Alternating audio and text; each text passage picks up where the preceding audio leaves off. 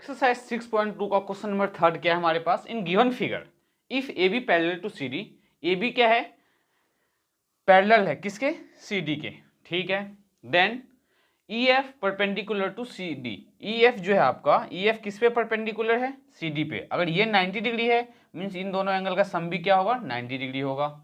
हमें फाइंड क्या करना है, तो हमें फाइंड करना है angle A G E, this one, ये ए जी ई फाइंड करना है एंड जी ई एफ भी फाइंड करना है, तो जी ई एफ ये एंगल भी फाइंड करना है हमें। Then angle F G E, तो एफ जी और ई भी फाइंड करना है, मीन्स ये एंगल भी फाइंड करना है। तो देखो ये एंगल हम कैसे फाइंड करने वाले हैं, क्या मेथड है। तो सबसे पहले हम फाइंड करते हैं ए जी ई। तो अगर हम ए जी ई फाइंड करें तो ए जी ई के लिए हमें क्या पता होना चाहिए, तो जी ई एफ पता होना चाहिए। और हमें पता क्या है, तो जी ई डी गिवन है, जी ई डी, जी ई डी ये कंप्लीट एंगल जो है आपका, ये जी ई डी कितना गिवन है, तो 126 degree. Angle G E D कितना हमें 126 डिग्री गिवन है। तो क्या हम यहाँ पे ये लिख सकते हैं, ध्यान से समझना क्या, तो एंगल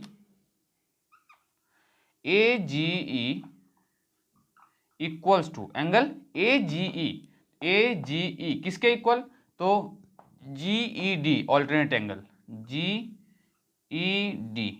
क्यों, क्योंकि ये जो एंगल है किसके इक्वल होगा, ये पूरे के पूरे एंगल के इक्वल होगा। क्यों, तो क्योंकि ये दोनों के दोनों एंगल कौन से हैं, तो ऑल्टरनेट एंगल, ऑल्टरनेट एंगल। मतलब कि हमारा ए जी और जी डी इक्वल है, बट जी डी हमें गिवन है, एंगल जी ई डी कितना गिवन है, जी ई डी तो 126 डिग्री। अगर आपका angle G E D 126 degree है तो आपका एंगल ए जी ई भी कितना होगा, therefore angle A G E is also 126 degree. मतलब जब आपका जी ई डी 126 है और जी ई डी किसके इक्वल है, ए जी ई के इक्वल है, तो अगर जी ई डी 126 है तो ए जी ई भी कितना होगा, 126 डिग्री होगा। तो ए जी ई हमने फाइंड कर लिया है। नाउ लीनियर पेयर याद करते हैं जरा हम, क्या होता है, तो एक स्ट्रेट लाइन पे दो एंगल का सम 180 डिग्री। तो ये ए बी एक स्ट्रेट लाइन है, तो ए जी ई ये एंगल प्लस ये एफ जी ई ये एंगल, इन दोनों एंगल का सम कितना होगा, 180 डिग्री। यहाँ से हम क्या फाइंड करने वाले हैं, तो एफ जी ई फाइंड करने वाले हैं। तो ध्यान से देखो क्या, तो angle A G E plus angle F G E, F G E किसके इक्वल, तो 180 डिग्री के इक्वल। क्यों होगा ये 180 डिग्री, बता सकते हो जरा आप। तो ये दोनों के दोनों एंगल का सम जो है 180 डिग्री इसलिए है क्योंकि ये आपका लीनियर पेयर फॉर्म कर रहा है। तो ये है आपका लीनियर पेयर। तो लीनियर पेयर में हमें क्या पता है, ए जी ई पता है, तो यहाँ पे हम ए जी ई की वैल्यू पुट कर देंगे 126 degree plus angle F G E किसके इक्वल, 180 डिग्री के इक्वल। तो एंगल एफ जी ई किसके इक्वल आ जाएगा, 180 डिग्री माइनस 126 डिग्री।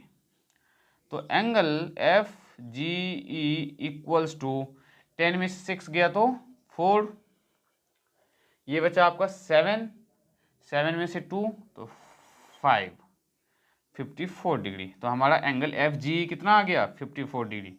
कैसे फाइंड किया हमने, हमने पहले ऑल्टरनेट एंगल से ए जी ई फाइंड किया, देन ए जी ई प्लस ई जी एफ, इन दोनों का सम कितना होगा 180, क्योंकि लीनियर पेयर फॉर्म कर रही है। तो यहाँ से हमने angle F G E find कर लिया। अब हमें फाइंड करना है जी ई एफ। तो ध्यान से देखो, जी ई एफ फाइंड करना है, ये एंगल हमें पता है।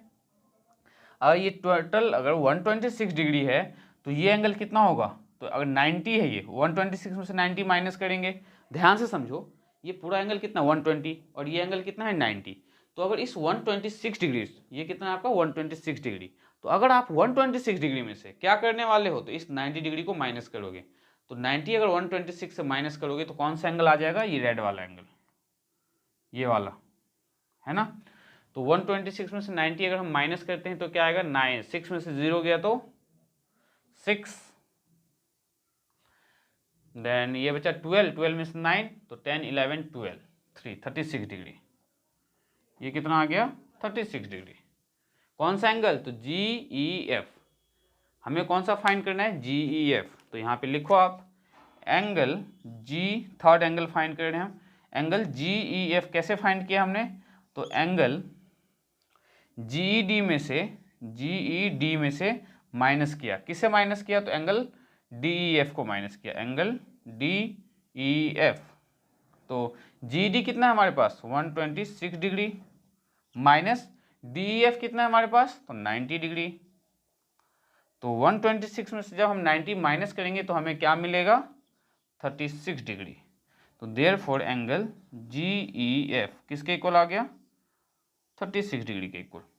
तो ये क्वेश्चन भी आपका उतना ही अच्छे से क्लियर हुआ होगा जितना कि इससे पहले के क्वेश्चन, क्योंकि ये सारे के सारे क्वेश्चंस बहुत ही सिंपल है। अगर आपने कॉरस्पॉन्डिंग एंगल और ऑल्टरनेट एंगल साथ के साथ कोइंसिडेंट एंगल का पार्ट अच्छे से क्लियर समझ लिया होगा तो ये क्वेश्चन सॉल्व करने में आपको कोई प्रॉब्लम नहीं होनी चाहिए। तो बढ़ते हैं नेक्स्ट क्वेश्चन की ओर। क्वेश्चन नंबर 4 क्या है हमारे पास? देखते हैं क्वेश्चन 4।